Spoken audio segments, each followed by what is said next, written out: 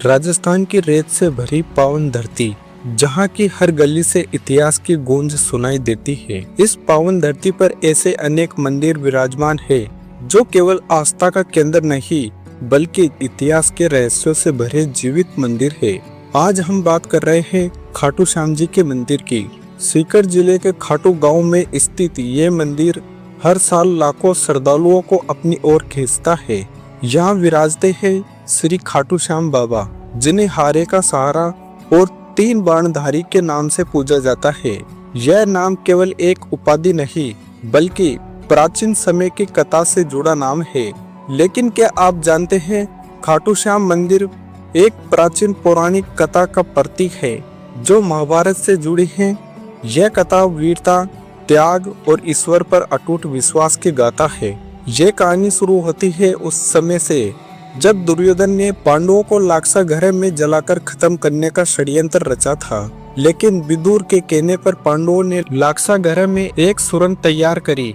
जब लाक्षागृह घर में आग लगी, उस समय 5 पांडव अपनी माता कुंती के साथ उस सुरंग से निकलकर घने जंगल में हिडनी नदी के किनारे पहुँचे और वहां से नदी पार करके सभी एक घने जंगल में पहुँचे। उस समय जंगल में हिडिंब नाम का एक क्रूर राक्षस अपनी बहन हिडिंबा के साथ रहता था। हिडिंब हिडिंबा पर अपना जोर चलाता था और उसे जंगल में जाकर इंसानों का मांस लाने के लिए कहता था। मजबूरी में हिडिंबा को ऐसा करना ही पड़ता था।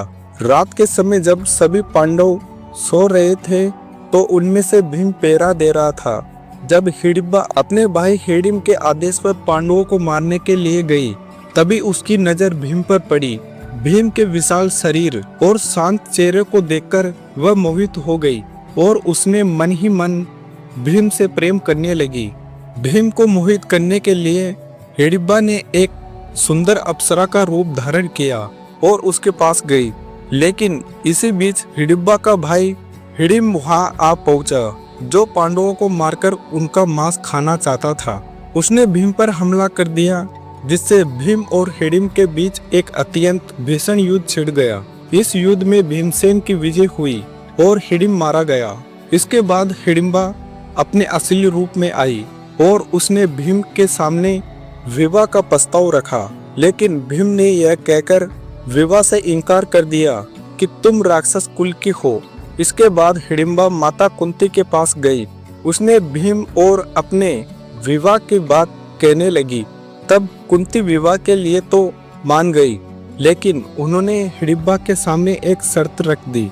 शर्त के अनुसार भीम हिडिंबा के साथ केवल तब तक ही रहेंगे जब तक उन्हें संतान की प्राप्ति नहीं हो जाती। हिडिंबा इस शर्त को मान गई। इसके बाद दोनों का गंधर्व विवाह हुआ और वे जंगल में साथ रहने लगे। कुछ समय बाद हिडिंबा और भीम का एक पुत्र हुआ जिनका नाम घटोत्कच रखा गया। वो ऐसा वीर योद्धा था जो आधा मनुष्य और आधा राक्षस था, पर उसकी आत्मा पूरी तरह धर्म और निष्ठा से भरी हुई थी। घटोत्कच को बचपन से ही अपनी माता से मायावी शक्तियां प्राप्त थी। वह हवा में उड़ सकता था, अपने आकार को बढ़ा या घटा सकता था और रात में तो वह अजय हो जाता था।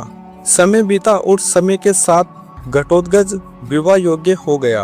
उनका विवाह दैत्यराज मोरा की बेटी अहिल्यावती के साथ हुआ, जिन्हें मोरवी और कामकातिका के नाम से भी जाना जाता है। घटोत्कच और अहिल्यावती के 2 पुत्र हुए।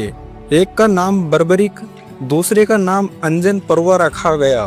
बर्बरिक ने अस्त्र शस्त्र और अनेक विद्या अपनी माँ अहिल्यावती का आशीर्वाद लेकर प्राप्त किए। अहिल्यावती ने बर्बरिक को भगवान शिव की तपस्या करने के लिए प्रेरित किया। इसके बाद कई सालों तक बर्बरिक ने घने जंगलों में भगवान शिव की घोर तपस्या की। उनकी तपस्या की कठोरता से तीनों लोग कांप उठे। आखिरकार वो समय भी आ गया जब बर्बरिक की तपस्या से प्रसन्न होकर भगवान शंकर उनके सामने प्रकट हुए और बोले, वत्स मैं तुम्हारी तपस्या से प्रसन्न हूँ, मांगो क्या वर चाहिए। तब बर्बरिक ने कहा, हे प्रभु मुझे ऐसे बाण दीजिए जिनसे मुझे युद्ध भूमि में कोई नहीं हरा सके। शिव ने उन्हें 3 अमोघ बाण दिए। पहला बाण जिसे चलाने पर कोई भी लक्ष्य नहीं चूके, दूसरा बाण जिससे सारे लक्ष्य चिन्हित किए जा सके, तीसरा बाण जिससे केवल वही लक्ष्य मारे जाए जो चिन्हित हो, और एक ऐसा तर्कस दिया जिसमें चाहे कितनी बार बाण चलाओ वो कभी खाली नहीं हो सकता। उन्हें 3 ऐसे अवैध बाण मिले जो पूरी सेना का विनाश कर वापस तर्कस में आ सकते थे। समय बीता और जब कुरुक्षेत्र में कौरव और पांडवों के बीच महायुद्ध हो रहा था, तब बर्बरीक ने युद्ध में भाग लेने का निर्णय किया। वैसे तो देखा जाए बर्बरीक को पांडवों की तरफ से लड़ना था, लेकिन इसी बीच उसका एक वचन जो उन्होंने अपनी माँ से लिया था, वे हमेशा हारे हुए की तरफ से ही युद्ध लड़ेंगे। उनका यही वचन आगे चलकर हारे का सहारा नाम की नींव बना। भगवान श्री कृष्ण भी बर्बरीक के इन 3 अमोघ बाणों के परिणाम को भली भांति जानते थे। वे जानते थे कि बर्बरीक हारते हुए पक्ष की ओर से युद्ध करेगा, इसलिए भगवान श्री कृष्ण को डर था कि कहीं पांडवों के लिए यह जीत उल्टी न पड़ जाए। तब उन्होंने अपनी योजना के अनुसार ब्राह्मण का वेश धारण किया और बर्बरीक का मार्ग रोककर उनसे पूछा, वत्स कौन हो तुम और कहां पर जा रहे हो इस महायुद्ध में अकेले? तब बर्बरीक कहता है, हे ब्राह्मण, मैं राक्षसी वंश का घटोत्कच का पुत्र बर्बरीक हूँ। मैं इस युद्ध में लड़ने आया हूँ। मैंने मेरी माता को वचन दिया था कि जहाँ पर कोई भी पक्ष कमजोर होगा मैं उसी का साथ दूंगा।